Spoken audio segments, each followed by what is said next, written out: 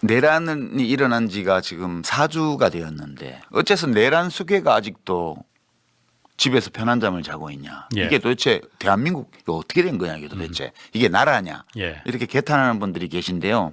자기 비하의 감정을 가질 필요가 없다고 저는 생각해요. 이게 대통령이 일으킨 친위 쿠데타 현재의 권력자가 일으킨 더 큰 권력을 장악하려는 내란이었기 때문에 짧은 시간 안에 청산 정리가 안 돼요. 원래부터.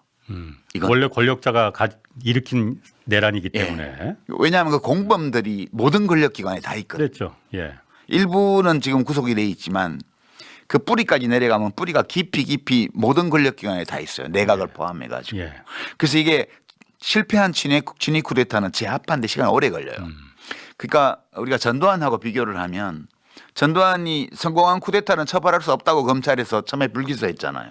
그리고 나중에 기소될 때까지 세월이 많이 걸려요. 전두환 정권이 끝나고 나서 6년이 지나고 나서 7년이 지나고 나서 김영삼 정부에 와서 비로소 처벌이 이루어지잖아요. 예.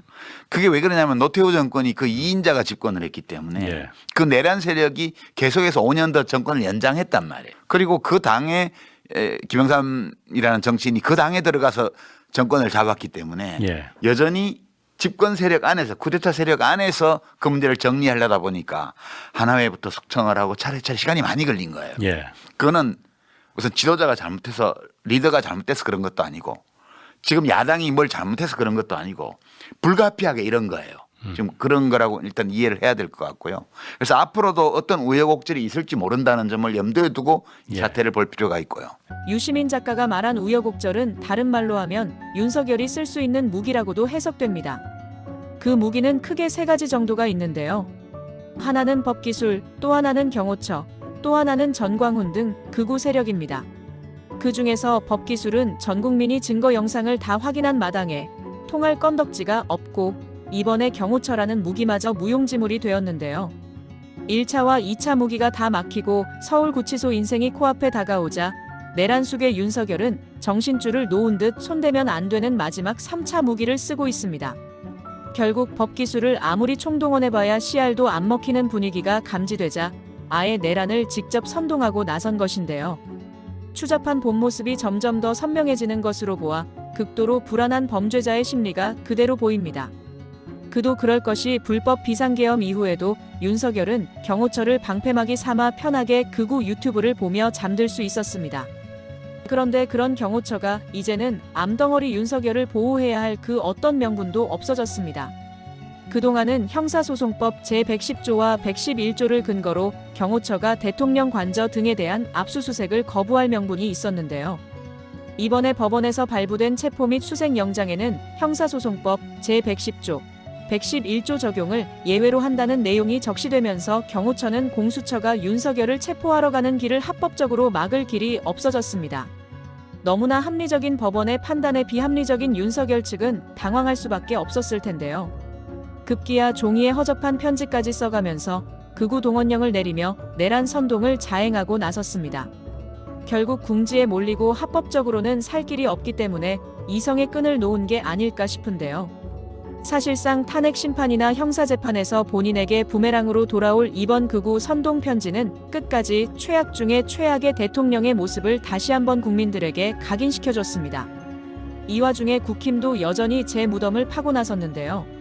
31일 국회 본회의에서는 윤석열 정부의 비상계엄 선포를 통한 내란 혐의, 진상규명 국정조사 계획서 승인 관련 투표가 있었습니다. 여기서 국민의힘 의원 대다수는 양심이라곤 일도 없는 듯 반대표를 던지고 우르르 빠져나가는 모습이 포착됐는데요. 결국 불법계엄 사태 이후 4주가 지났지만 국힘은 여전히 윤석열 탄핵은 뒷전이고 이재명은 안 된다에만 총력을 다하는 것 같습니다. 이런 국힘에게 유시민 작가는 진지하게 경고하고 나서기도 했는데요. 그래도 이재명은 안 됩니다. 플랜카드를 도배를 했던데 온 시내 네. 이 내란 동조당인 정당인 이 국힘이 그 하얀 바탕에 써놓고 국민의힘은 조그맣게 이렇게 달아놓고 위에 선관위가 허락한 구호라고 이렇게 적어놓고 진짜 뻔뻔하게 짝이 없죠. 저는 그 플랜카드를 보면서 어떤 생각을 하냐면 저 내란 동조 정당이 저렇게 말하는 걸 보니 이재명이 꼭 대통령 돼야 될 것 같아. 이재명이 겁나면 검찰을 없애라는 거예요. 이재명이 그렇게 무서우면 이재명이 대통령 돼가지고 검찰을 동원해서 윤석열이 이재명 그렇다니까. 조국을 잡은 것처럼 자기들을 잡을까봐 무서운 거 아니에요. 예. 이 공포에서 벗어나고 싶다면 예. 조국 혁신당이 낸 검찰청 폐지법안에 찬성하라는 거예요. 근데 바보들이 국민의힘이 바보들이 이재명을 막으면 그걸 막을 수 있다고 생각을 하는 거예요. 그러면 이재명이 안 막아지겠지만 예. 저는 이재명 대표가 대통령이 될 가능성이 엄청 높다고 생각해요.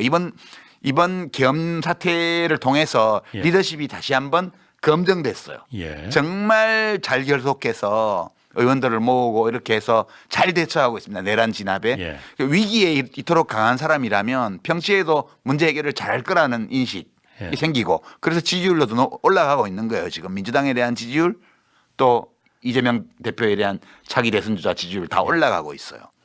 이재명을 검내하지 말고 검찰을 없애라. 예. 정치 검사들이 지금 민주당이 집권을 해서 민주당의 칼이 돼서 자기들이 목을 따라오는 사태를 걱정하지 말고 예. 그 칼 자체를 없애라. 예. 그렇게 함부로 권력자가 휘두를 수 있는 칼을. 예. 그 지금이라도 그걸 합의를 하면 돼요. 그렇게 이상한 플랜카드 걸지 말고. 저는 그 플랜카드를 보면 진짜 이재명을 꼭 대통령 만들어야겠다는 결심을 새롭게 하게 되더라고요. 한편 또 다른 내란 가담자들도 윤석열의 끝이 보이자 제발 저린 듯 자진해서 모습들을 드러내고 있습니다. 31일 최상목 권한대행이 헌법재판관 2명을 임명하자 정진석 비서실장 등 대통령실의 고위직들은 단체로 사표를 내며 집단 항명의 뜻을 밝혔는데요. 저는 오히려 제거해야 할 내란 가담자들의 모습이 정확히 식별되는 순간이라고 생각했습니다.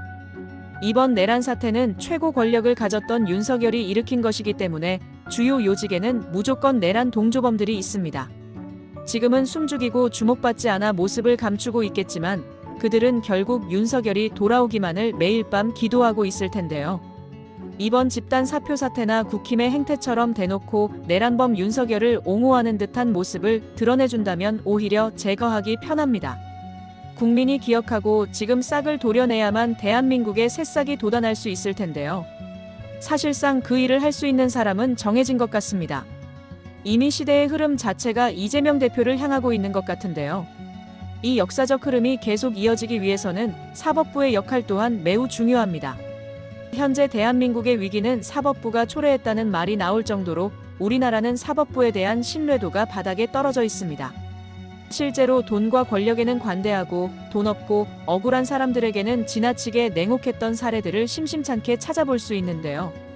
윤석열이 판을 깔아준 총체적 위기 상황을 사법부는 전화위복의 기회로 삼고 다시 태어나는 계기가 되었으면 좋겠습니다.